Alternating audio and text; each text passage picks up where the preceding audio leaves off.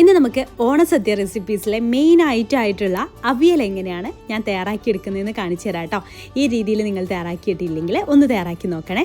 അപ്പോൾ അതെങ്ങനെയാണെന്ന് നോക്കാം. ആദ്യം നമുക്ക് തേങ്ങ ചതച്ചെടുക്കണം. ഒരു കപ്പ് തേങ്ങയിലേക്ക് ഒരു 6 വലിയ ചെറിയുള്ളി എടുത്തിട്ടുണ്ട്. അതേപോലെ തന്നെ ഒരു 8 പച്ചമുളക് എടുത്തിട്ടുണ്ട്. 1.5 ടീസ്പൂൺ ചെറിയ ജീരകം എടുത്തിട്ട് അതൊന്ന് ചതച്ചിട്ട് മാറ്റി വെക്കാം.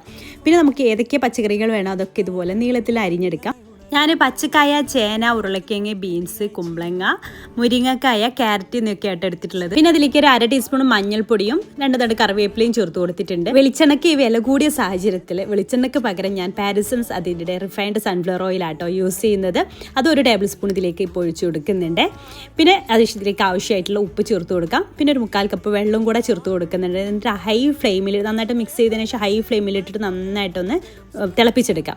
നന്നായിട്ട് തിളച്ചു വന്നിട്ടുണ്ട് കേട്ടോ. എന്നിട്ട് വീണ്ടും ഒന്ന് മിക്സ് ചെയ്തതിന് ശേഷം ഇതുപോലെ വാഴയില മുകളിൽ വെച്ച് കൊടുത്താൽ ഒന്നുകൂടെ നല്ലൊരു ഫ്ലേവർഫുൾ വരും കേട്ടോ.